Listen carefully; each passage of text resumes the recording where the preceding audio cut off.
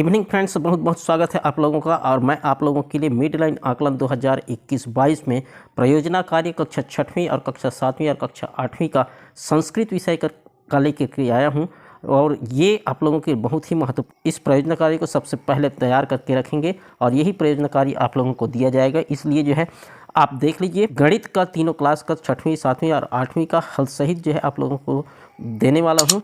इसलिए जो है आप यदि अभी तक आप चैनल को सब्सक्राइब नहीं किए हैं तो सब्सक्राइब कर लीजिए, ताकि सबसे पहले आप लोगों को नोटिफिकेशन पहुंच सके। तो चलिए स्टार्ट करते हैं।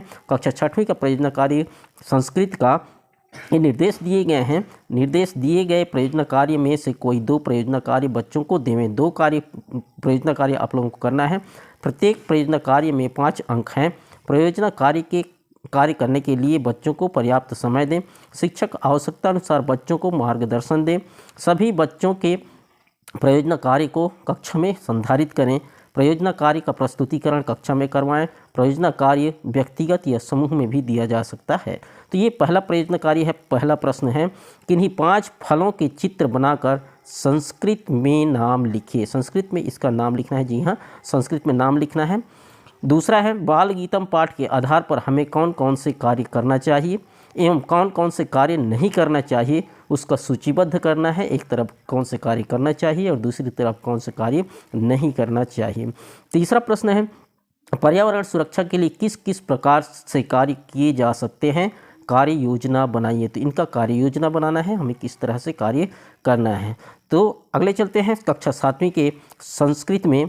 कक्षा 7वीं का संस्कृत का प्रयोजना कार्य है, 10 नंबर का है, 5-5 नंबर का रहेगा। तीनों क्लास का 10-10 नंबर का रहेगा। एक प्रयोजना कार्य में 5 नंबर और दूसरे में 5 नंबर, इस तरह से 10 नंबर का होगा। निर्देश जो है वही है जो एक विषय के लिए है, सभी विषय के लिए वही निर्देश दिए गए हैं। तो प्रश्न में चलते हैं। पहला प्रश्न है, किसी 5 फूलों के चित्र बनाकर संस्कृत में उसका नाम लिखना है। क्या बनाना है? फूलों के चित्र बनाना है और उनका नाम लिखना है। जी हाँ, आप लोगों को मिल जाएगा बुक में ही, तो बनाइएगा। दूसरा प्रश्न है, आपके क्षेत्र में मनाए जाने वाले किसी पर्व विशेष का वर्णन कीजिए। इसके लिए अपने बड़े बुजुर्गों या शिक्षकों की सहायता ले सकते हैं। बहुत अच्छी बात है, आप इसमें जो है हेल्प ले सकते हैं अपने बड़े बुजुर्गों का। तीसरा है, कोरोना महामारी से बचाव हेतु कौन कौन से उपाय किए जाते हैं, वर्णन कीजिए। आप लोगों ने बहुत सुना होगा कोरोना महामारी के लिए, उसके बचाव के लिए भी, और ये उपाय जो है आप लोगों को लिखना है। चलते हैं नेक्स्ट प्रश्न में।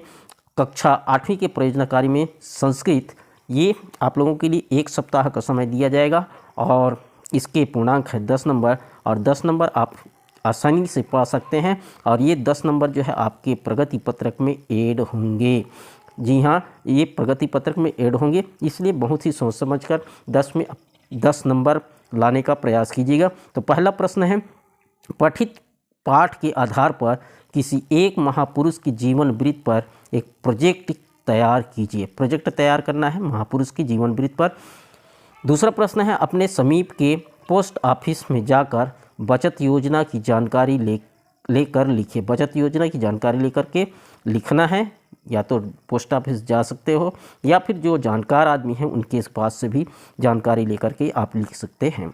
तीसरा प्रश्न है, संस्कृत दिवस, कालिदास जयंती, वाल्मीकि जयंती में से किसी एक का वर्णन कीजिए। किसी एक का वर्णन कीजिए। इस तरह से जो तीन प्रश्न दिए गए हैं उसमें 2-2 को हमको करना है, और 2-2 को करके जो है आप 10 नंबर परफेक्ट पा सकते हैं। तो आशा है ये वीडियो आप लोगों को पसंद आया होगा। यदि पसंद आया होगा तो अपने दोस्तों के साथ शेयर कीजिए, और यदि लिख नहीं पाए तो स्क्रीनशॉट करके आप लिख सकते हैं या पॉज करके आप प्रश्न को लिख सकते हैं। Thanks for watching.